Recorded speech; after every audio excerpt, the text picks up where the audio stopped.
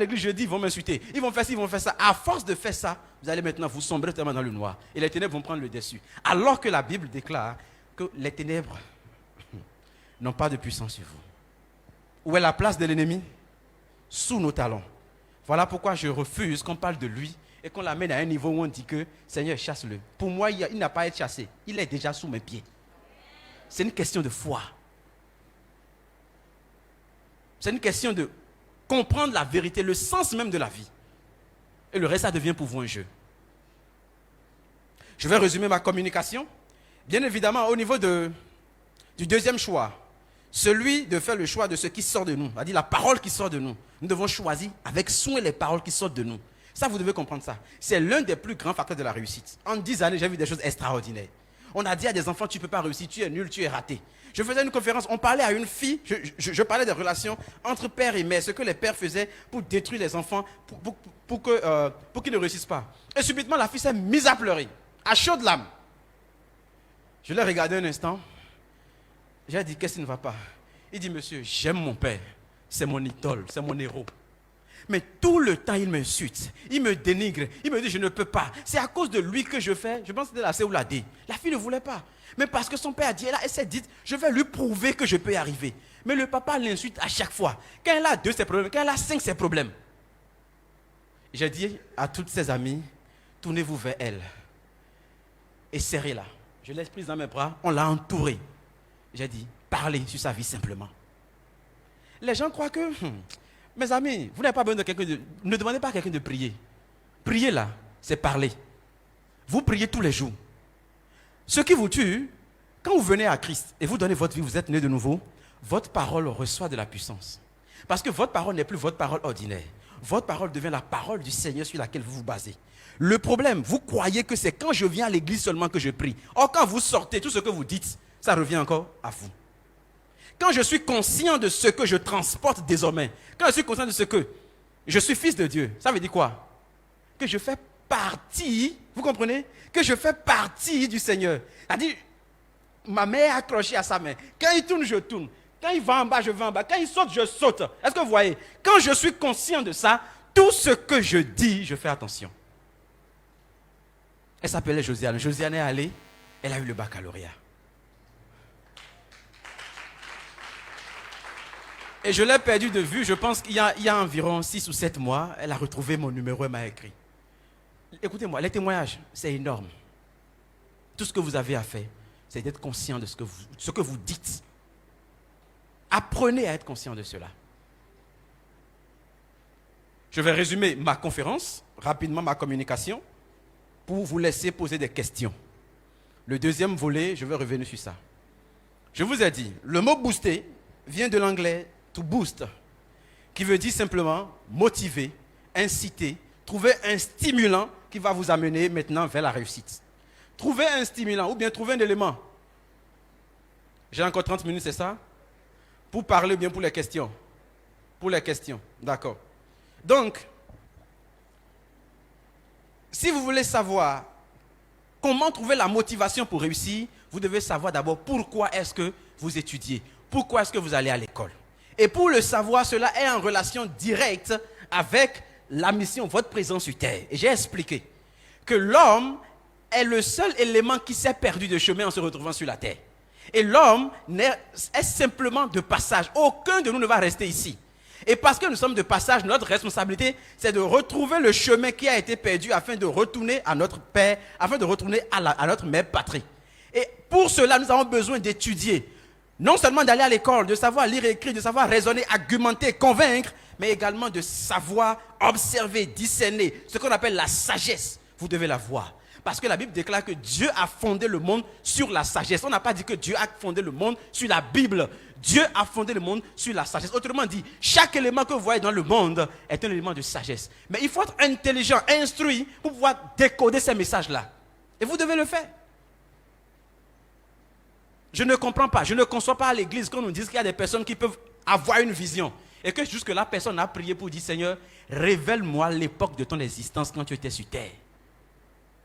Qui était Jésus? Comment a-t-il vécu? La vision, ce n'est pas uniquement que pour le futur. Il y a aussi le passé. Parce que quand vous allez mieux comprendre le passé, vous aurez des arguments pour convaincre les gens. Ce que vous ne savez pas, c'est qu'il y a des livres qui sont écrits qui expliquent le passé de Jésus. Et parfois, il y a des éléments qui ne concordent pas à ce qui est dans la Bible. Mais combien de chrétiens vont lire ces livres-là? Ok, je ne parle pas aux bébés spirituels. Parce que quand vous êtes né de nouveau, vous ne devez pas lire. Mais quand vous devez lire, affermir dans la foi, vous devez lire des livres qui doivent vous donner des éléments solides et des appuis pour détruire l'argumentaire de l'ennemi. Et j'ai dit, si vous voulez le faire, vous devez le faire au travers de vos choix. Le monde est rempli d'intellectuels, le monde est rempli de personnes qui sont contre la vérité, qui n'aiment pas la parole. Notre rôle à nous, ce n'est pas de les convaincre, de les amener de force. Mais nous devons avoir le bon langage pour pouvoir donc présenter notre évangile, empaqueter l'évangile pour que, lorsque eux-mêmes seront convaincus, le Saint-Esprit qui parle à l'intérieur de vous et moi est également avec eux. C'est lui qui convainc du péché. C'est lui qui convainc du fait que tu es en train de prendre un mauvais chemin. Et cette personne dira un jour, ok, bon, je vais quand même aller écouter le pasteur qui dit pouvoir. Et là, nous avons scellé un pacte dans l'invisible. Nous avons dit, quiconque nous entend, quiconque nous voit, quiconque nous touche, reçoit le Seigneur.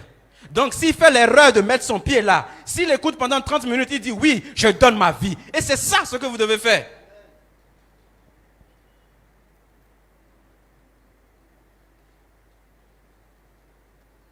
Faites des choix. Le premier choix, le choix de ce qui entre dans le corps, ce qui entre en vous. Et j'ai dit, ce qui entre d'abord en l'homme, c'est d'abord les pensées, les influences que nous recevons. Quelle est la pensée qui t'anime? Est-ce que c'est la pensée de Dieu? Est-ce que c'est la pensée de la parole? Est-ce que c'est la pensée qui donne la vie? Ou c'est la pensée qui vient du lab du connaissance du bien et du mal? Quand tu commences, il y a une voix qui te dit, non, c'est pas bon. Non, c'est bon. Quand c'est comme ça, marque une pause. Pose-toi la question si ce que je veux faire est conforme à la vie, est conforme à la parole, est conforme à la vérité, est conforme au chemin. Si oui, je continue. Sinon, j'abandonne. C'est aussi simple. Parce que c'est ce qui entre en toi qui va encore ressortir de toi. La vie a dit, j'aime dire une chose, je dis, le monde est basé sur la perception. La perception que vous avez du monde dépend. C'est ça? Non, votre vie dépend de la perception que vous avez du monde. Écoutez-moi, le mot perception, pour ceux qui sont un peu dans la fiscalité, ça veut dire percevoir. Ça veut dire en fait recouvrer ce qui vous est dû. D'accord? Quand vous avez une bonne perception, vous allez recouvrer des dus bénéfiques que la vie vous doit et que les hommes vous doivent. C'est-à-dire quoi? C'est comme si les hommes vous doivent. C'est comme si la vie vous doit. Et parce que j'ai une bonne perception, la vie me rembourse ce qui est bon. Vous me comprenez? Mais quand j'ai de mauvaises perceptions, quand ma perception est déformée, la vie va s'arranger pour me payer ce que je mérite également. C'est un dû. Chaque perception, chaque idée que vous faites par rapport à un sujet devient un dû. La vie doit vous retenir ça, sinon vous êtes fou. Vous allez penser que vous êtes fou. Je ne sais pas si vous comprenez un peu ce que je dis. Deuxième choix, le choix de ce qui sort de nous. Qu'est-ce qui sort de nous? Tout ce qui sort de nous. C'est vrai, il y a nos actes, mais il y a aussi nos paroles. Premièrement, c'est d'abord les paroles. Je choisis de dire des paroles productives, bénéfiques et positives. Quand on dit paroles positives, ce n'est pas, je ne veux pas échouer, ce n'est pas parole positive ça. Ça a un sens positif, mais votre parole n'est pas positive. Et j'ai dit, votre subconscient, votre esprit, y compris le Saint-Esprit, ne comprend pas le ne pas. Il ne comprend que l'image, la notion. Ce que vous dites vous renvoie à quelle image, vous renvoie à quelle notion. Je ne veux pas échouer, je ne veux pas grossir. Je me vois en fait gros et je dis non, je ne veux pas ça. Or, la loi spirituelle dit, tout ce que tu vois dans ton esprit et que tu l'as ressenti deviendra ta réalité. Mais je veux mincir, je m'imagine mince, beau, élégant, avec une démarche parfaite. Ça fait toute la différence. Je veux réussir, c'est mieux que je ne veux pas échouer. Il faut apprendre ça. Dieu a fini avec nous depuis. Il a donné à chacun le pouvoir de modeler sa vie comme bon lui semble. La vérité est que quel que soit ce que vous vivez, c'est vous-même qui l'avez choisi. De façon consciente ou inconsciente, la vie ne nous impose rien. Y compris même ceux... Vous n'avez pas prévu vous asseoir à côté de quelqu'un, d'accord? Pour vous, c'est du hasard. Mais quelque part, les gens sont assis en fonction de ce qu'il y a dans votre cœur. J'ai fait une expérience. J'ai dit... Je ne veux pas, quand je veux prendre le bus parce que je voyais souvent pour Parakou, à voir une femme à côté de moi. Et j'y ai cru. Vous savez, depuis que je voyage, je n'ai eu que seulement 2 fois qu'une femme est assise à côté de moi. La première fois, il a fallu que je lui parle. Vous comprenez? Pour que je lui explique des choses. Je lui ai envoyé un peu de venin spirituel pour qu'elle puisse partir avec ça. La deuxième fois, c'est plutôt moi qui ai appris d'elle. Donc j'ai compris que ce que je voulais, d'une façon ou d'une autre, se réalisait. Il n'y a pas de hasard dans la vie. Et il y a un scientifique qui dit quelque chose d'extraordinaire que j'aime. Il dit le hasard, c'est Dieu qui se promène incognito. C'est-à-dire c'est Dieu qui se promène sans que tu t'en rendes compte. Parce que celui qui est à côté de toi peut être ministre, député demain, tu ne sais pas. Mais dans ton cœur, tu as envie de fréquenter les grands. Mais un grand est à côté de toi que tu vas négliger. Bof, je vais revenir sur ça plus tard. Troisième élément, faites le choix de vos compagnies. Entourez-vous de bonnes personnes. Des personnes qui aiment la vertu, qui aiment la morale, des personnes qui sont dignes de foi, des personnes qui peuvent vous recadrer. Parce que même parfois quand vous tombez, un ami peut vous dire non, tu ne dois pas faire ça, je ne te le laisserai pas, je ne te le permettrai pas. Il peut même te gifler. Ça, c'est un bon ami. Pas quelqu'un qui dit, allons, on va prendre un coup, on va prendre un pot, on va faire ci. Ça, ce n'est pas un ami. Ah non, moi j'ai iPhone, toi tu n'as que Android, tu n'as pas honte, regarde le gars te fait la cour, tu ne veux pas accepter? Place-lui un pied, cale-le de côté et avance. Et on verra à la fin qui va gagner. Je vous remercie pour votre écoute.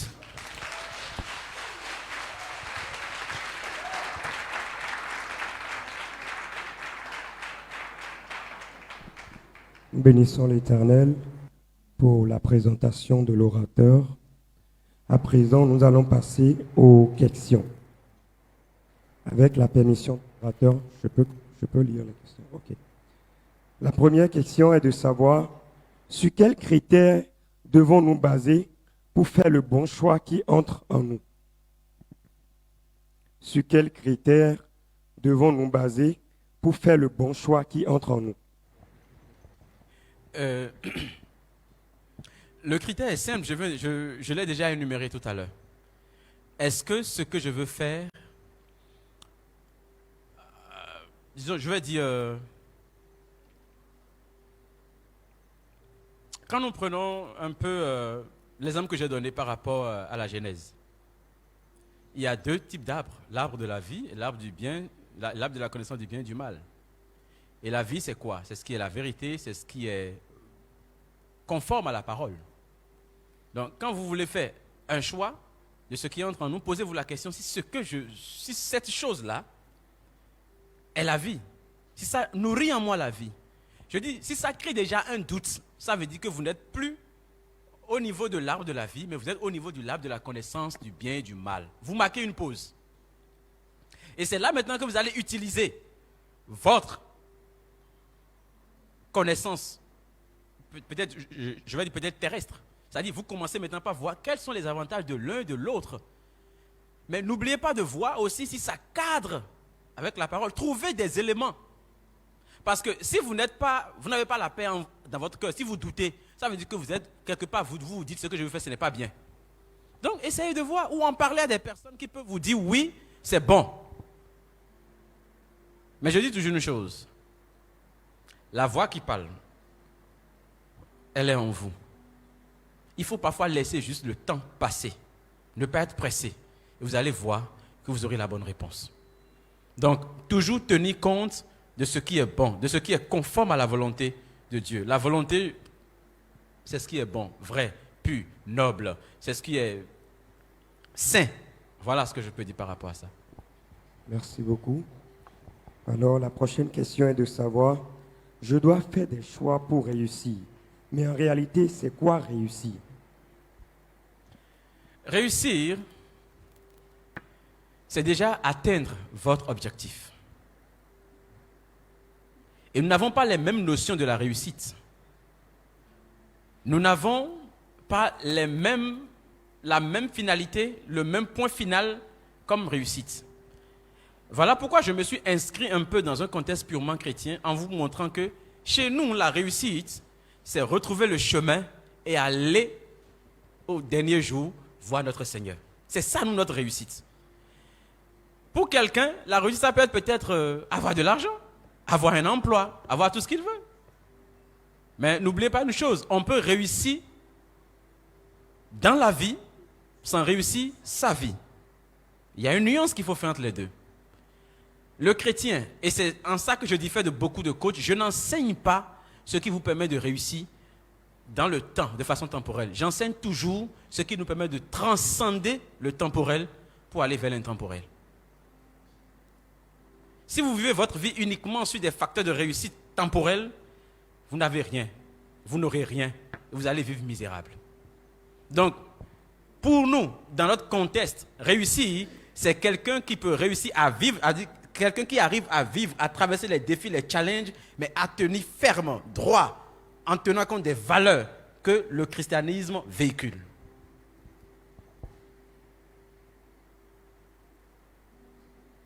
C'est bon? Je pense avoir répondu. Oui. Okay. Nous allons passer. La même personne, je crois que ça rejoint un peu les questions passées, mais je vais vous laisser apprécier. La personne demande, vous demandez de faire des choix. Qu'entendez-vous par choix si déjà nous vivons dans un monde où nous ne décidons vraiment de rien, mais nous subissons? C'est une très belle question. Mais en vérité, nous décidons. Le simple fait de ne pas décider, c'est une décision. Vous avez choisi subir les choses de ce monde. C'est pourquoi vous souffrez. Il faut cesser de vivre en mode automatique pour vivre en mode conscient. Est-ce que vous me comprenez? Nous choisissons. Je vais vous donner un exemple. Qui vous a demandé, celui qui a posé la question, qui lui a demandé de porter l'habit qu'il a porté? Qui lui a demandé de porter la chaussure qu'il a portée? Qui lui a demandé d'être ici? C'est des choix. Nous faisons des choix tous les jours. Le problème, c'est qu'à un moment donné, vous pensez que vous êtes trop petit pour influencer le système et vous vous laissez dominer, opprimer et vous acceptez, vous subissez. Alors que lorsque nous mettons simplement, lorsque vous êtes en contact, vous êtes dans une chambre, il y a des moustiques, aussi petits soient-elles, elles vont vous piquer sérieusement. Parfois, ce qu'on est n'est pas lié à la taille. C'est simplement l'intention. C'est simplement ce que nous avons. C'est simplement ce pourquoi nous avons été créés. Pour certaines personnes, vous avez été créés pour l'église. D'autres, vous avez été créés pour la politique, etc. Mais ce petit dépôt peut tout changer. Il faut simplement oser. Donc, ne dites pas que nous subissons. Vous avez accepté subir. Il y a une différence. Si vous ne voulez pas subir, vous prenez la décision, à partir d'aujourd'hui, je ne subis plus rien. Alors, je prends moi-même une décision. Je réfléchis et je dis non, voici ce que je veux.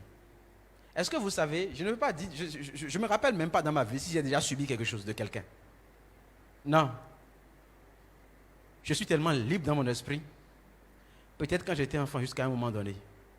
Mais je me rappelle déjà à partir de la première, seconde, première, terminale, on ne m'imposait rien. Pas même mes parents.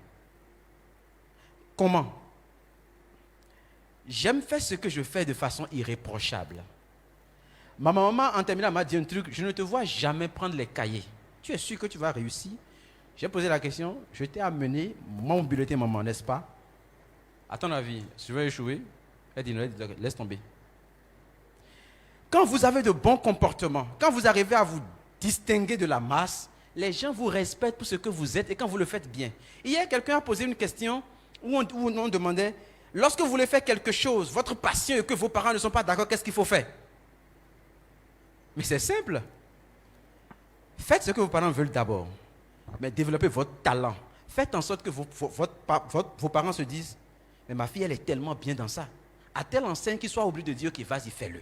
C'est tout. C'est tout, ce n'est même pas compliqué.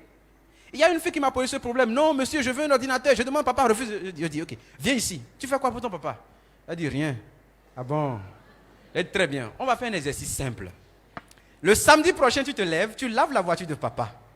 Tu repasses son habit. Tu dis à maman, non, ne te dérange pas, je vais faire la cuisine. Fais la cuisine et tout. Et appelle même les gens, les pédicures manicures, elle a fait plaisir à ta maman. Elle a fait première semaine, deuxième semaine, troisième semaine. Alors coach, non, ça marche, ça marche. On me demande qu'est-ce que tu veux maintenant, on est attention. Je dis oui. Oui. Vous êtes égoïste en tant que jeune. En fait, nous sommes égoïstes. Parce que nous devons savoir que nos parents s'inquiètent pour nous. Ils ont des choix pour nous. Tout le monde a un choix pour vous. Hein. Vos parents, vos professeurs, votre pasteur, l'église, Dieu, et même le diable a un plan pour vous. C'est à vous de faire maintenant le choix entre les deux. Tu dis, ok, quel est le choix que je vais faire qui est conforme à la parole de Dieu? Qui est conforme à mes aspirations, ce que Dieu m'a donné qui est au fond de moi. Je dois faire en sorte de les suivre, de marcher selon ces éléments-là, selon ces plans-là. Et le problème est résolu. Donc, arrêtez de subir, commencez par prendre des décisions. Et ce que vous ne savez pas, beaucoup ne font pas des choix parce qu'ils ont peur en fait d'échouer. Si ça ne marche pas, on dira que oui, c'est toi-même qui as voulu, non? Assumez. C'est comme ça qu'on devient fort. La foi vient du fait qu'on prend soi-même des décisions. Et quand on commence à avoir des résultats, on se dit oui, yes, je l'ai fait. Parce qu'on a confiance. On a confiance en ce qui nous parle à l'intérieur, véritablement. Est-ce que vous pensez que les pasteurs Gidibi, les pasteurs Ivan, les pasteurs Marcelo et tout, s'ils avaient accepté simplement l'enseignement de l'église classique, qu'on aura des révélations qu'on a ces derniers temps? Il y a quelqu'un qui a pu se dire, non, Dieu m'a donné quelque chose de spécifique et je choisis, en me mettant à sa disposition, le dire. Il y a des personnes à qui Dieu a révélé des choses, mais parce qu'ils ne veulent pas être critiqués, ils n'ont jamais osé le dire. Et ils sont morts bêtement. Servir le Seigneur, parfois, c'est risqué. Parce qu'il faut avoir parfois le courage de dire ce qu'on pense. Des fois, les gens peuvent vous lapider. Est-ce que vous me comprenez? Donc, faites des choix. C'est mieux pour vous. Et c'est ce que je recommande, en fait. La personne aimerait savoir comment choisir le bonheur de la vie. Comment choisir le bonheur de la vie? C'est une question assez complexe. Comment choisir le bonheur de la vie? Mais parce qu'il n'y a que le bonheur dans la vie, il n'y a pas de malheur. Il n'y a pas de malheur. Toutes les religions s'accordent sur des points. Premièrement, Dieu est bon, il est juste. D'accord? On est d'accord? Deuxièmement, Dieu nous aime. On se comprend? Troisièmement, il est prêt à nous accepter. Toutes les religions. Le reste là, c'est juste des particularités à nous tous. Si Dieu m'aime, je vis. Le seul fait qui m'est arrivé ce matin, c'est déjà la grâce, ça. C'est déjà un bonheur. Si ma présence n'était pas utile, je ne serais plus parmi vous ici. Des personnes sont déjà parties ce matin. Hein? Avant que je ne finisse cette conférence, des gens vont encore tomber. Mais vous, vous êtes là. C'est déjà ça le bonheur.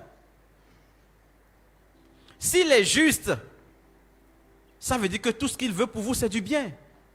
Le problème, si vous comprenez que vous êtes perdu de chemin et que nous sommes sur la terre pour apprendre et aller de l'autre côté, vous devez savoir que apprendre parfois exige que nous passons par des difficultés. Ce que vous appelez peut-être difficulté ou malheur n'est pas difficulté, n'est pas malheur. C'est des leçons, des expériences vécues. Et je vais vous dire une vérité. Aussi longtemps que vous n'apprenez pas de vos difficultés, de vos malheurs, la vie va vous ramener toujours à la même situation d'une façon ou d'une autre. Donc, soit vous acceptez, dites, ok Seigneur, je vis une situation, aide-moi à comprendre et à sortir de là. Aide-moi à passer, à quitter le désert. Et vous allez y arriver. Soit vous allez vous plaindre, vous allez rester au même niveau. Et la même chose vous arrivera jusqu'à ce que vous ne soyez enterré. Ça peut aller? Okay. Prochaine question. Dites-nous, s'il vous plaît, de manière pratique, comment se réajuster quand on a fait de mauvais choix. Quand on a fait de mauvais choix, en parenthèse, les compagnies. Quand on a mal choisi ses compagnies, par exemple. Ah, ça là, c'est vite, hein. Il faut couper le pont. Tiens, quoi, ça le gars a dit, c'est rien, quoi. J'ai fait ça rapidement. Changer de numéro en même temps. Je ne le donne qu'à ceux qui sont vraiment importants pour moi, quoi. J'ai coupé. Et nous avons des centres d'intérêt communs. J'ai coupé les centres d'intérêt. Mais la vérité est la suivante. On ne change pas. On remplace les choses. Si vous refusez d'aller en boîte de nuit et que vous ne faites plus rien, vous serez ennuyé. Vous devez occuper vos boîtes de nuit par des veillées. Vous comprenez ce que je dis? Vous devez occuper. Le changement ne se fait pas. Il n'y a pas des pas de géant, ce n'est pas brusque. Il faut simplement dire, je ne veux plus ces amis et m'entourer de bons amis. Il y a quelqu'un qui aime souvent donner cet exemple-là. Il dit, voyez par exemple, je donne ma main au pasteur. Donc, je suppose que le pasteur, vous m'excusez, vous n'êtes pas ça. Et le pasteur peut-être représente la mauvaise compagnie. D'accord? Il tient ma main. Aussi longtemps que je ne laisse pas sa main, je ne peux pas attraper la main du pasteur Arnaud qui représente les bonnes compagnies. D'accord? Et si je laisse la main, ma main est comme ça, ils ont le choix. Ils peuvent toujours encore saisir ma main. Donc quand je laisse la main de la mauvaise compagnie, je prends la main de la bonne compagnie et ma main est occupée. La mauvaise compagnie n'a plus la place pour saisir ma main. Et c'est tout. Vous coupez les ponts.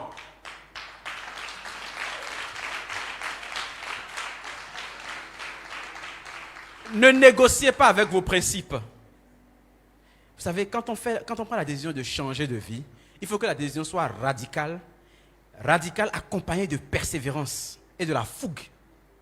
S'il y a un peu de tiédeur, ça ne va pas aller.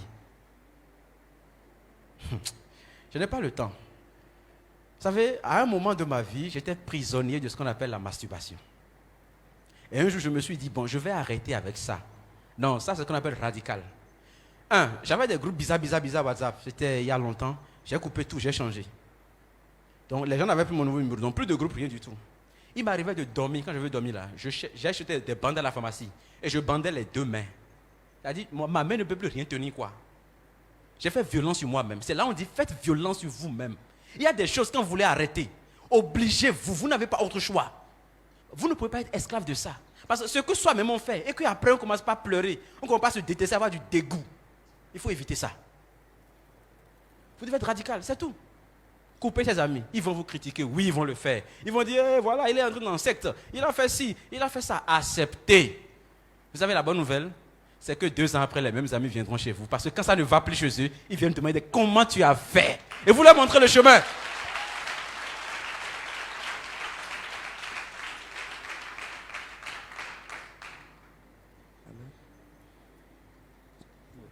Prochaine question. La personne dit, vous avez dit qu'il faut aller à l'école pour avoir la connaissance, pour retourner chez notre Père. Ok, dites-nous, nos parents au village qui n'ont pas la connaissance, n'auront-ils pas la vie éternelle? Si quelqu'un fait le choix de la vie éternelle, la personne aura la vie éternelle. Cette question est profonde et il faut tout un enseignement sur ça. Pour vous décortiquer, expliquer ce qu'on appelle aussi la connaissance. Comme je l'ai dit, la connaissance ne se limite pas simplement à savoir lire et écrire. La connaissance ne se limite pas simplement au fait d'aller à l'école. La connaissance, c'est beaucoup plus profond que ça.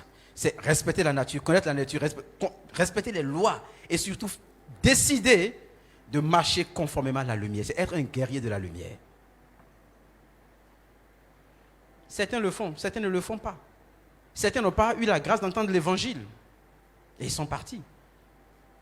Mais la grâce du Seigneur va se reposer sur ces personnes si malgré tout, elles sont restées dans le droit chemin. C'est là que je dis, rappelez-vous une chose, le Seigneur n'est pas injuste. Tant que vous respectez les principes du Seigneur, il le fera. Sur nous, c'est la grâce. Mais ces gens, c'est souvent la loi qui parle en leur faveur. Pour nous, c'est la grâce. Mais pour eux, c'est la loi qui parle. Mais s'ils arrivent à respecter ces lois, tant mieux. Est-ce que vous comprenez? Donc, on ne va pas dire que non. Voilà. Maintenant, c'est aussi pour cette raison que nous autres, pour éviter ça, que nous autres, nous devons aller à l'école comprendre, pour aller leur expliquer ça, pour leur montrer le bien fondé, pour que ceux-là comprennent que oui, il y a quelque chose qui se fait, il y a un chemin qu'il faut suivre. Parce que la vérité est la suivante. Vous savez, c'est... Si par exemple, je prends quelqu'un ici, je lui bande les yeux, et je l'amène peut-être à Thuy. Qui connaît Thuy ici? Bon, voilà, une seule personne, ça tombe bien. Donc si on vous amène quelque part, on vous dépose à Thuy, vous n'allez pas retrouver le chemin pour venir à Cotonou. Ou bien, vous ne pouvez pas. Mais si vous avez déjà la connaissance, ne serait-ce que théorique de Thuy, de la formation, ça va qu'il y a tel élément de repère là-bas. Dès que vous passez le cap à Thuy, vous allez commencer par chercher les éléments de repère pour voir. La connaissance de la parole vous enseigne que nous avons les anges, que nous avons ci, nous avons ça, nous avons tel dans l'au-delà, etc., etc. La parole vous dit, la vie que vous allez mener ici va dépendre la vie que vous aurez là-bas dépendra de la vie que vous allez mener ici. Dès que vous faites le cap, vous allez vous identifier vous-même à la vie que vous allez mener. Vous saurez comment vous comporter, vous saurez où aller, vous saurez comment le jugement va se passer, vous saurez comment est-ce que vous serez. C'est tout. C'est ce qu'on veut. Est-ce que vous me comprenez? Ben c'est vraiment un sujet, on ne peut pas répondre à cette question dans 5-10 minutes. Je vais laisser le soin à la personne qui a posé la question de se rapprocher des pasteurs. Ils sont bien placés pour vous donner des explications par rapport à ça. Merci. Il y a une autre personne qui demande, en parlant des paroles positives, peut-on dire j'ai confiance en moi ou en mes capacités? Pourquoi pas? Il y a une parole que j'aime dans la Bible qui dit aime ton prochain comme toi-même. Mais comment peux-tu aimer ton prochain si tu ne t'aimes pas toi-même? Fais d'abord confiance en toi-même, en tes capacités. Parce que si tu n'as pas foi, tu n'as pas confiance en toi-même, en fait, tu es en train de rejeter même parfois la confiance en Dieu. Parce qu'il y a la confiance en soi, il y a la confiance en Dieu et il y a la confiance de Dieu. C'est 3 degrés de confiance. Mais la confiance suprême démarre par la confiance qu'on a d'abord en soi-même. Quand nous venons à l'église et on parle de faire confiance à Dieu, etc., en fait, le but, c'est qu'en faisant confiance à Dieu, qu'on finisse par avoir confiance en nous pour pouvoir agir. Parce que lorsque vous allez faire confiance à Dieu, et puis Dieu va vous travailler, vous retailler et tout, je vous ai dit, il va falloir que vous allez dans le monde. Mais si vous n'avez pas confiance en vous, vous ne pouvez pas aller dans le monde, vous aurez peur. Vous comprenez ce que je dis? Donc la confiance en soi, c'est fondamental. D'abord, il y a même rien que vous allez faire sans la confiance en soi. Il y a 10 ans, je ne peux pas me tenir devant une foule et parler comme ça parce que je n'avais pas encore la confiance. Je doutais. Aujourd'hui, prenez-moi, mettez le président devant, je ne sais pas à qui, Donald Trump et tout. Je vais parler. Et la confiance en soi vient du fait que vous avez une connaissance. Quand vous êtes vide, vous aurez peur devant les personnes. Mais quand vous avez quelque chose en vous, je peux vous garantir que vous viendrez, vous serez à l'aise, vous allez parler. Peu importe la taille du public qui va vous écouter. Voilà. Merci beaucoup. Il y a plusieurs questions, plusieurs personnes qui aimeraient connaître en réalité vos livres, savoir là où ils peuvent s'en procurer et si éventuellement les versions électroniques dont vous nous avez parlé, comment est-ce qu'ils peuvent avoir accès à ces versions électroniques? Déjà, ce que je peux dire par rapport à ça, je pense que les livres, je ne sais pas comment on va faire, je sais pas, je dois avoir des visuels par rapport à ça, mais je ne les ai pas amenés. Je ne sais pas s'il faut les citer. Sinon, ceux qui veulent déjà la version électronique, vous pouvez déjà faire une liste écrite et remettre ça aux organisateurs. Et puis la prochaine fois, on va voir. D'accord? Comment avoir mes livres? C'est déjà ça ce que je dis. Mes livres, je ne les dépose pas en librairie. Pour des expériences personnelles que j'ai eu à faire, ça ne nous arrange pas du tout ce que les gens font au Bénin. En tout cas, ils ne sont pas sérieux, ils ne sont pas corrects. Il y en a qui me doivent depuis 2010. Ils ne m'ont pas réglé jusqu'à présent. J'ai fait action de grâce avec ça. Donc, je n'aime pas. On a une boutique. Mais actuellement, comme je l'ai dit, je suis en rupture de stock pour tous mes livres parce que nous voulons les rééditer. Et comme j'ai un événement pour novembre, je pense que d'ici fin septembre, début octobre, on aura de nouveaux livres, etc. Mais les versions électroniques, vous pouvez bel et bien en avoir. Okay. Les personnes aimeraient aussi avoir vos contacts pour éventuellement vous contacter après pour vous inviter à des conférences. Est-ce que... Pour m'inviter à des conférences. Ok, on se voit à la fin, c'est plus simple. Voilà. Donc, d'accord. Il y a une question que quelqu'un a posée. La personne demande en fait, si l'homme est de passage sur cette terre, alors je voudrais savoir la destination que vous appelez la mère patrie. Si l'homme est de passage sur cette terre, alors je voudrais savoir la destination que vous appelez la mère patrie. C'est simple. L'homme est esprit. Donc nous venons d'un royaume spirituel qu'on appelle le royaume de Dieu. Même dans le royaume de Dieu, il y a encore plusieurs subdivisions. Mais le royaume de l'homme, c'est le royaume spirituel. Nous sommes esprits, nous allons retourner forcément à l'esprit. Seulement qu'il y a des personnes, tous ne vont pas réussir à aller là-bas parce qu'ils auront fait des mauvais choix. C'est-à-dire, vous savez, ça fonctionne un peu comme la loi de la pesanteur. C'est ça, non? On dit, mais la loi de la... Oui, c'est la loi de la pesanteur.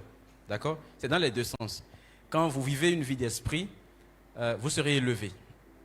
Mais quand vous vivez une vie qui est axée sur la chair, sur les biens matériels et tout, même après la mort, tellement vous aurez le poids que vous allez retomber. Donc là, vous allez retomber forcément au niveau de l'abîme.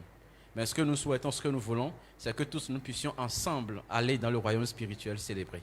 Quitte au Seigneur de décider maintenant dans quel compartiment tel ou tel va se trouver. Bon, le reste, c'est maintenant à nous de voir comment ça va se passer. Donc, c'est ce que je peux répondre par rapport à cette question-là. Ok. Il y a une personne qui aimerait savoir Il dit, la Bible déclare que c'est Dieu qui a amené Ève vers Adam. J'aimerais savoir si nous allons choisir nos partenaires ou bien c'est Dieu qui va nous les choisir. Est-ce que vous êtes d'accord avec moi que c'est Dieu qui vous a amené ici? Dieu n'a pas tenu votre main. Ne lisons pas la Bible comme si Dieu était notre copain, comme s'il marchait avec nous. Non. On n'est pas amis. Il est le Tout-Puissant. Parce que c'est pas parce que la Bible a dit que Dieu a amené telle à telle personne que ça veut dire que non. C'est Dieu qui m'a amené ici. Je n'ai pas choisi. C'est Dieu qui vous a amené dans cette église-là. C'est Dieu qui nous a connectés. Dieu m'a amené à telle église, c'est tout. C'est aussi simple que ça. Maintenant, la suite, si je décide de rester ami avec tel ou tel, ça dépend de moi, le libre arbitre. Parce que si c'est Dieu qui avait amené Ève à Adam, il dira alors, et c'est même ce qu'il a fait. La femme que tu as mis à côté de moi, c'est ce que l'homme a fait. Il a voulu rejeter. Mais non. Je t'ai donné une femme, je ne vous ai pas dit d'aller manger un fruit ensemble, je ne t'ai pas dit de suivre ce qu'elle a dit. Je t'ai dit, d'abord, quand vous lisez bien la Bible, à l'époque où Dieu lui disait ça, la femme n'était pas encore créée. La femme était en l'homme. Est-ce que vous comprenez? Au moment où Dieu disait, ne mangez pas le fruit, Ève n'était pas encore créée. Lisez la Bible. Lisez. Donc, Dieu t'a donné des consignes. Maintenant, tu dis que parce qu'il m'a amené vers quelqu'un, je suis ce que la personne dit. En fait, d'abord, ça vous enseigne déjà. Je dis toujours une chose aux gens lors de mes conférences. Je vous enseigne des choses, mais vous n'avez pas appliqué ce que je vous dis tout en étant aveugle. Vous devez vous poser vous-même la question. Est-ce que ce que j'ai reçu, ça peut m'aider?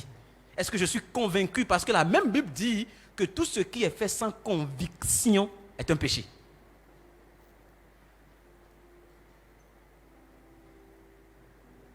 Donc, Dieu n'est pas dans ça. La raison pour laquelle nous serons jugés, c'est parce que nous avons chacun le libre arbitre. Il revient à chaque personne de prendre la décision. Comme on a dit dans le film, croire ou ne pas croire. Ça dépend de chacun de nous. Dieu, ce qu'on appelle Dieu amène, c'est qu'il crée des situations. Par exemple, vous voulez aller pour un emploi, vous faites un accident. On vous amène à l'hôpital, d'accord? Et on vous soigne. Seulement qu'il se fait que ce jour-là, il y avait quelqu'un à l'hôpital, vous devez peut-être lui parler un mot, bien vous devez faire une connaissance, et c'est cette personne-là qui va vous embaucher. Vous aurez peut-être 3 fois plus le salaire que vous devez avoir quand vous étiez en train de partir. Pourtant, lorsque l'accident s'était passé, vous avez dit, pourquoi les démons, vous avez attaqué le diable et tout, mais Dieu a un meilleur plan pour vous. C'est tout. Apprenez à relativiser tout dans la vie. Si vous avez foi dans le Seigneur, il revient à dire à chaque fois qu'il y a une situation malheureuse, Seigneur, je te fais confiance. Tu sais pourquoi c'est comme ça, je m'abandonne à toi. C'est tout. Et lui, il va faire le reste. Ça peut aller? Et la prochaine question a rapport...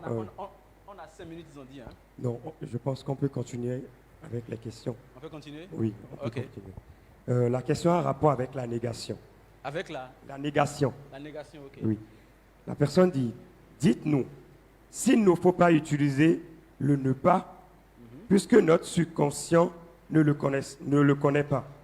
Pourquoi déjà dans le livre de Deutéronome, voilà, je vais y arriver, le Seigneur, pour citer ses commandements, utilisait le ne pas. La négation n'hésite donc pas vraiment, ou juste, il faut surpasser cela. La question que vous avez posée doit vous renvoyer à la question de la notion. Quand vous lisez le ne pas dont le Seigneur a parlé, ça crée quelle image dans votre tête? Pardon? Il y a le ne pas qui a le sens de positif. Est-ce que vous me comprenez? Il y a le ne pas qui vous permet, je prends un exemple simple, éviter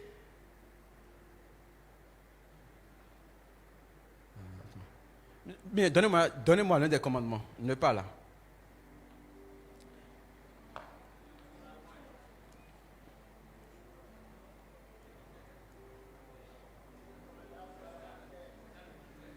Tu ne commettras pas. Quand on dit ça, vous avez quelle image? Vous avez quelle image? Oui, comme action. Mais quand on vous dit tu ne commettras pas d'adultère, ça vous renvoie à quelle image? Ça vous renvoie à une image positive. Ça veut dire que vous voyez la femme de quelqu'un, mais vous fuyez. C'est la notion à laquelle l'élément vous renvoie que vous voyez. Quand vous dites je ne veux pas grossir, vous ne voyez pas en train avec une perte de poids, non. Je ne sais pas si vous comprenez. Il y a je répète une chose. Si nous devons aller en profondeur des choses, j'ai suivi un enseignement un jour qui m'a challengé. J'ai fait des recherches. J'aurais aimé que l'un des pasteurs soit là, ou même pasteur Mion, pour pouvoir peut-être attester ça. Justement, je me rappelle, c'est bien sûr le pasteur Karambiri, un de ses fils spirituels qui a quitté les États-Unis. Il a expliqué un truc. Au début de la création du monde, la parole n'existait pas. C'était le son. C'était le son. Voilà pourquoi la musique, ou bien le son, quand on émet un son en face de l'eau, il y a une réaction qui se produit. L'eau a une réaction quand l'eau entend le son. C'est ce son envoyé qui a tout créé. La Bible nous explique ce son-là, pas des mots. Mais en réalité, ce qui compte, quand Dieu veut parler, il n'utilise pas forcément les mots comme vous et moi nous utilisons. Sinon, la vérité est la suivante. Le langage a évolué. Si vous lisez les livres des anciens philosophes, vous allez voir que l'écriture est différente. Parfois, les syntaxes sont totalement autres. Donc, vous comprenez? Les choses ont évolué. Sans oublier que la Bible qui a été traduite en français vient également d'une autre langue. Donc, toutes ces histoires nous amènent souvent à voir, il faut d'abord remonter plus haut si on fait une étude. Donc, je ne vais pas me prononcer de façon superficielle par rapport à ça. Mais retenez une chose. Lorsqu'on vous demande de parler positive, posez-vous toujours la question, est-ce que dans ce que je dis, l'image que je vois, elle est positive? Tu ne commettras pas l'adultère. L'adultère est déjà une chose négative. Donc, le tu ne plus la négation, 2 fois négation devient positif. Je sais pas si vous comprenez. Le mot adultère seul suffit pour que vous compreniez que ça là c'est négatif. Le tu ne commettras pas te renvoie à une image positive. C'est tout. Et pour faire simple, vous apprenez à utiliser l'affirmation. C'est un exercice. Parfois, il faut faire... Vous savez, j'ai pour habitude de dire une chose. Le véritable jeûne, ce n'est pas ne pas manger. Le véritable jeûne, c'est de faire attention à sa parole. Faire des jeûnes de parole. Faire des jeûnes de sexe, des jeûnes de silence.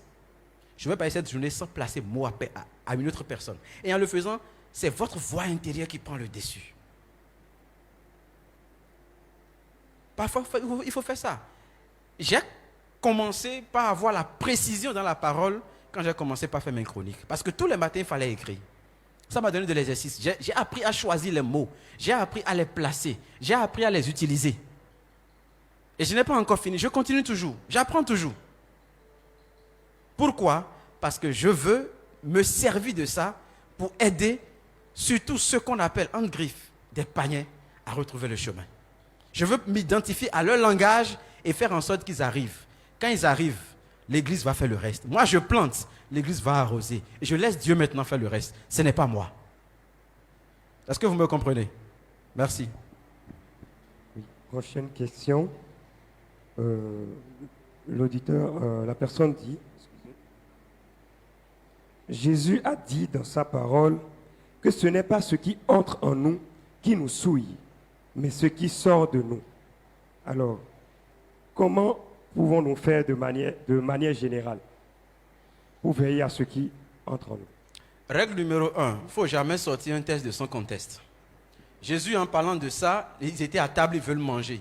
Donc, ce type de repas était spécifique, c'est ce qui entre dans la bouche. Autrement dit, tu peux prendre un poison et tu ne mourras pas. Mais si tu sais que c'est du poison que tu prends, tu vas mourir. Je vais vous dire pourquoi. Parce que ce qui entre en nous, la pensée de savoir que le poison peut tuer, me tue. Donc, faites bien la nuance. Il y a des textes que nous sortons de leur contexte et nous pensons que nous sommes des chrétiens et nous sommes au-dessus de tout. Vous allez mourir gratuitement. Jésus a dit cette parole dans un contexte déterminé. Tu as faim. Même sans tu vas manger. Il a dit, le déchet là, au dehors ne te tue pas. C'est ce qui sort de toi. Or, ce qui sort de toi est fonction de ce qui est entré en toi. C'est-à-dire, c'est fonction de la pensée, de l'influence que tu as reçue. Si selon toi, ce que je bois, ce n'est pas du poison, même quand je le prends, je ne vais pas mourir. C'est ce qu'il est en train de dire en fait. Est-ce que vous me comprenez? On a donné un témoin, on dit que il y a un monsieur qui travaillait au laboratoire, il est venu, il avait soif, il était pressé, il a ouvert le frigo, puis il a pris, et puis il a bu. Le gars dit, oh stop, c'est du poison. Il dit, mais moi, il ne savait pas. Mais il n'est pas mort. Au nom de Jésus, c'est bon, il lui est passé à autre chose, c'est fini. Il a survécu. Mais si on lui avait dit que c'est un poison, même si ce n'est pas un poison, il va mourir. Il y a une histoire qu'on a racontée que les gens ont pris un train. Et il y avait un truc, on dit, truc frigorifique là. C'est pas et puis les gars sont rentrés dedans. Et ils ont pensé qu'en fait, le truc était en marche. Le truc n'est même pas en marche. Et à cause du froid simplement que les gens, tous sont restés là, ils sont morts. Est-ce que vous savez que lorsqu'on fait un accident, parfois les gens meurent même avant qu'il n'y ait collision? La peur de la mort, la pensée. Donc faites attention. Jésus n'a jamais demandé à quelqu'un de se laisser. Il a dit, tu peux regarder un film pornographique, ça n'aura aucun effet. C'est ce qui entre à toi qui n'est rien, c'est ce qui sort. Faites attention. Faites attention. Quand on s'expose au soleil, le corps aussi, vous comprenez, non? Le corps réagit. Quand vous touchez votre corps, vous sentez que oui, le soleil m'a touché. Donc ne dites pas ça. C'est uniquement dans le cadre du repas. Et cela veut dire si vous ne savez pas, si vous l'ignorez. D'accord? Il n'y a pas de souci. Parce que si je prends ma main là, je mange maintenant. Pour les scientifiques, il y a des microbes. Mais pour moi, pour un microbe là, je mange ma chose tranquille, je continue mon chemin. Ça ne me tuera pas. C'est tout. Donc voilà. Alors, je pense qu'on a fini avec les questions. Maintenant, si vous permettez, oui. On peut voir dans le peuple s'il y a des gens qui ont encore des questions à poser. Nous allons leur circuler le micro. Voilà. Je le permets, rapidement. Volontiers. On est là pour partager, donc je suis disposé. Il n'y a pas de problème.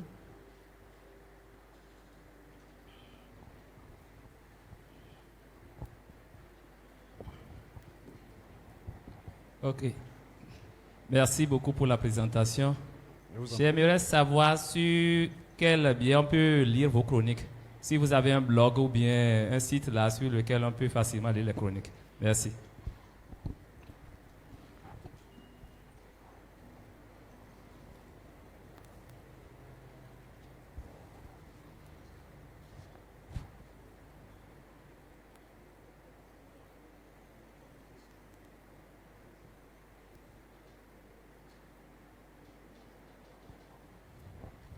Ok. Déjà, par rapport à mes chroniques, c'est souvent sur les réseaux sociaux. Donc, ce que nous allons faire, généralement, vous allez prendre mon contact et m'écrire une bosse et je vais vous dire la procédure et puis vous allez le faire. Maintenant, pour le faire, approchez-vous de l'organisation et demandez simplement, il n'y a pas de problème, ils vont vous donner tout ce qu'il faut par rapport à ça. Je vous en prie. Oui. Oui, moi je veux savoir quelle interprétation vous pouvez faire de la phrase biblique qui dit le salaire du péché est la mort. Merci beaucoup. Le salaire du péché est la mort. Je pense que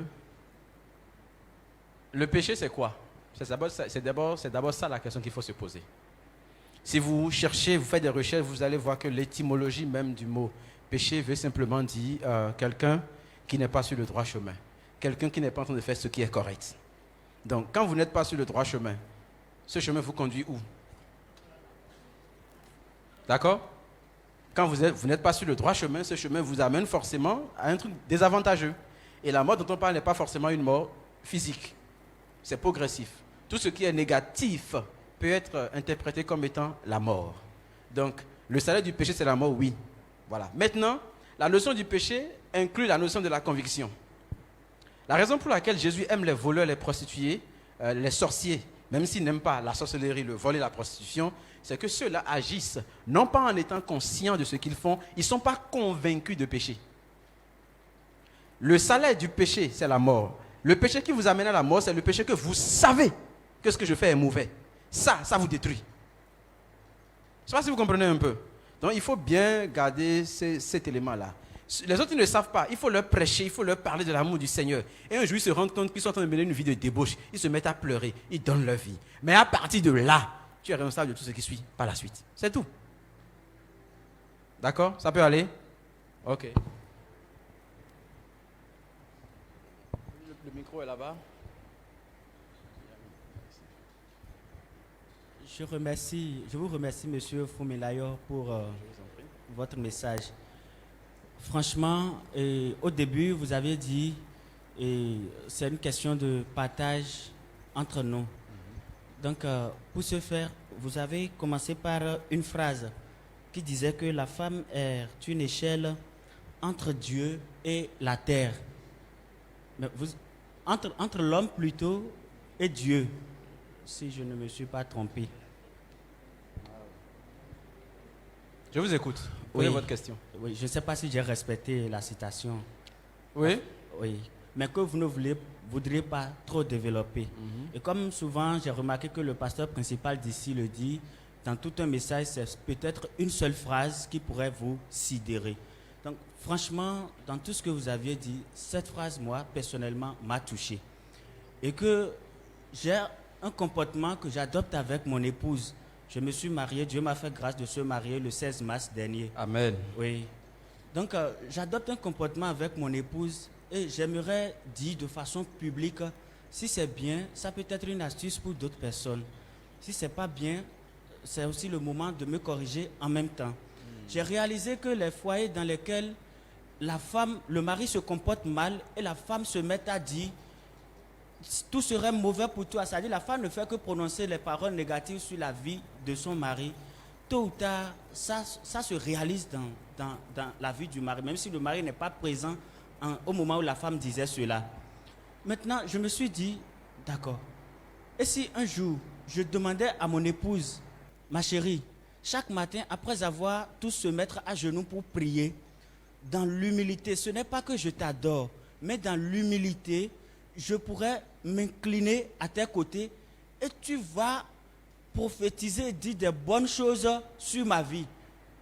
Et elle a dit pourquoi. J'ai dit, mais si une femme dit quelque chose de mauvais sur la vie de son époux, ça se réalise, mais pourquoi pas les choses positives?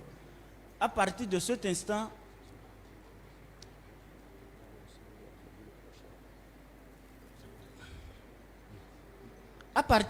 instant, et nous l'avions commencé par pratiquer.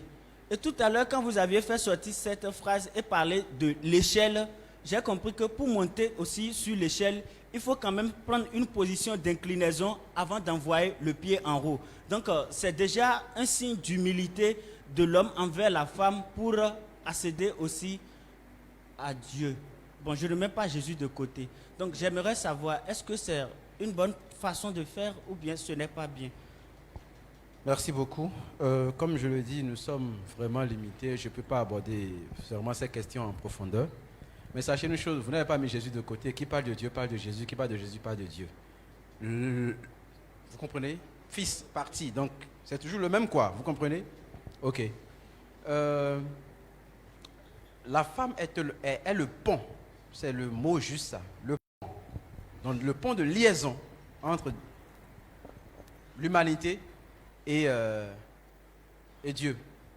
Il y a beaucoup de facteurs qui peuvent expliquer. Le premier facteur qui est simple et banal, c'est que c'est la femme qui porte la vie. D'accord? Donc, quand Dieu veut envoyer des hommes sur terre, ça prend par la femme et ça vient. Et la nature des entrailles détermine le fruit qui va se manifester. Si cette femme, elle est souillée, indisciplinée, mal éduquée, arrogante, elle n'a pas de la pudeur, elle donnera naissance à un enfant arrogant, indiscipliné, qui n'a pas de la pudeur. C'est aussi simple. Je disais le 8 mars dernier, quand on faisait l'étude par rapport à la femme, les gens disaient que, ah non, voilà, il faut violence faite aux femmes. Je leur ai dit, stop. Les hommes qui font la violence ont été enfants de quelqu'un. Le problème, ce n'est pas les hommes, c'est les femmes qui ont manqué leur boulot. Si nous avons des femmes qui ont compris leur rôle, elles vont mieux éduquer les enfants. Et un enfant bien éduqué, c'est un enfant qui respecte la femme en retour. Donc ça déjà, c'est déjà un élément simple, banal. Maintenant, il y a plusieurs facteurs, je ne vais pas développer ça. Votre méthodologie, oui, c'est une très bonne méthode. Si la femme peut dire des choses qui vont nuire, elle peut aussi dire des choses qui vont apporter la bénédiction. Et je crois que lors de mes séances de couple, je leur dis toujours une chose, apprenez effectivement les matins quand vous finissez de prier. Laissez votre femme vous imposer la main, prier pour vous. Pas sur la tête, hein, bon. Moi je ne vois aucun inconvénient. Tout est dans votre perception. Si vous ne la prenez pas effectivement comme votre idole, si elle ne se croit pas elle aussi comme étant Dieu, comprenez? Parce que des fois, la femme peut maudire, mais ça ne marchera pas. Parce que si vous êtes dans le droit chemin, la Bible a dit, il dit la malédiction sans cause et sans effet. Donc, vous comprenez un peu ce que je dis? Mais quand la femme, en fait, la femme est d'une finesse intuitive qui la lie directement au Seigneur. Quand elle demande, une femme pure, quand elle demande quelque chose, le Seigneur lui accorde ça. Voilà pourquoi on dit, nul ne peut réussir dans la vie si tout au moins une personne ne croit en lui, ne serait-ce que son épouse, sa mère, une femme, une sœur ou même une maîtresse. Parce que le désir de la femme est largement suffisant pour faire tout le reste. Donc, pour finir, c'est une brèche que j'ouvre maintenant à mes sœurs. Posez-vous la question, pourquoi l'humanité souffre, chères sœurs? Est-ce que vous avez découvert votre mission? Êtes-vous en train d'assumer votre mission ou vous êtes réduit simplement à être le canal par lequel on mène des enfants au monde, ça s'arrête là? L'histoire de la Chine m'a intéressé quand j'écrivais mon livre « Devenir un nouvel homme pour bâtir une nouvelle république ». La Chine s'est développée sur deux choses. 1. L'éducation. 2. Sur la femme. Ils ont commencé l'éducation avec leur histoire, leurs valeurs. Et ils ont tout transmis, ils ont ajouté l'anglais. Et ils ont créé des universités spécialement pour les femmes. On éduque à une femme comment s'asseoir, comment parler, comment marcher, comment transmettre des valeurs à leurs enfants. Je lisais également un livre dans l'ancien temps où on nous expliquait comment est-ce que les gens finissent par avoir pas fait naître des héros à l'époque. On a dit qu'il suffit simplement lorsque la femme tombe enceinte. Et les scientifiques démontrent que lorsque ce n'est pas le jour où la femme tombe enceinte, que l'esprit ou l'âme de l'enfant entre dans le corps. Je vous dis un truc, allez, je vous en prie, étudiez et lisez. On a besoin de ces éléments pour convaincre les médecins, pour convaincre les gens de venir au Seigneur. C'est à partir du 3e mois, entre le 3e et le 4e mois, que l'esprit et l'âme entrent dans le corps de la femme. Et alors, qu'est-ce qu'il faut faire? Lorsque vous êtes enceinte et vous êtes pendant cette période, les gens disaient à l'époque, il faut simplement commencer par parler à la grossesse. Il faut éviter les lieux souillés, là où on boit de la cigarette, l'alcool. Il faut fuir ces lieux-là. Il faut beaucoup plus fréquenter les lieux de culte, ou bien des personnes qui ont une certaine aura. Et quand vous êtes avec ces personnes-là, quand vous êtes dans la pureté, vous allez forcément, l'âme qui va entrer en vous pendant cette période sera une âme qui est pure. Parce que les ténèbres ne peuvent pas rester là où il y a la lumière. Est-ce que vous comprenez? Donc bref, voilà ce que je peux vous dire par rapport à ça. On bénit nos sœurs, je vous bénis, merci de m'avoir écouté. Merci et merci beaucoup. de m'avoir également merci invité. Merci beaucoup, orateur. Est-ce que tu peux bénir la vie de notre orateur, M. Fumilayo Dorego? Est-ce que tu peux bénir l'Éternel pour sa vie? Est-ce que tu peux encore le bénir? Fumilayo Dorego est coach formateur certifié spécialisé dans les questions liées à la jeunesse, à l'éducation et au développement communautaire. Auteur de plusieurs livres, il anime depuis 10 ans des conférences sur la réussite des jeunes dans le but d'activer en eux un changement de comportement vis-à-vis de la gestion de la cité à tous les niveaux. Attaché aux valeurs, il est le président de la Grande Vision, une organisation citoyenne qui s'est fixée la mission de créer une nouvelle génération de leaders au service de l'Afrique et du monde. Il fut vice-président possibilité affaires de la Fédération internationale des ambassadeurs du développement et a milité dans plusieurs associations tant nationales qu'internationales. Né au Bénin d'une famille polygame de près d'une vingtaine d'enfants, il a connu une enfance tumultueuse qui l'obligea à voyager de foyer en foyer et d'une contrée à une autre. Les injustices et la maltraitance de ses hôtes ont fini par le rendre froid et rétracté. Face à l'abus de ses aînés, où il n'avait point de force, il a cultivé un silence qui est devenu la source de sa passion pour la réflexion et la médiation. Il s'est très tôt mis à se poser des questions d'ordre spirituel, à savoir si Dieu existait vraiment et surtout d'où venait-il. Il publie en 2010 son premier ouvrage intitulé « 3 mois pour avoir la bague au doigt », un guide conseil destiné aux femmes célibataires qui désiraient s'engager. En 2012, il publie les 10 commandements pour réussir facilement à son examen, un guide pour accompagner les candidats dans leurs études et leurs efforts pour les examens. En 2017, il publie, après maintes expériences réussies et testées au sein de son organisation La Grande Vision, un essai politique préfacé par le professeur Albert Tevoidje, ancien député, ancien ministre et ancien médiateur de la République, est intitulé « Devenir un nouvel homme pour bâtir une nouvelle République ». En 2018, il publie « Ce sont vos choix qui font votre réussite. Le temps parle, l'écoutez-vous et le monde n'attend que vous ». En 2019, il publie « Métamorphose », un ouvrage qui enseigne le changement sur 40 jours et le plan personnel annuel, un guide pour se planifier au quotidien. En tant que coach, il anime tous les matins des chroniques audio sur les réseaux sociaux pour motiver et inciter les gens à la réussite, à l'entrepreneuriat, à une meilleure vie, où les témoignages sont légion. Il est orateur à la Conférence internationale des jeunes élites édition 2019 sur le thème « Une jeunesse enflammée pour embraser ». Recevons notre orateur de ce jour en bénissant le nom de l'Éternel.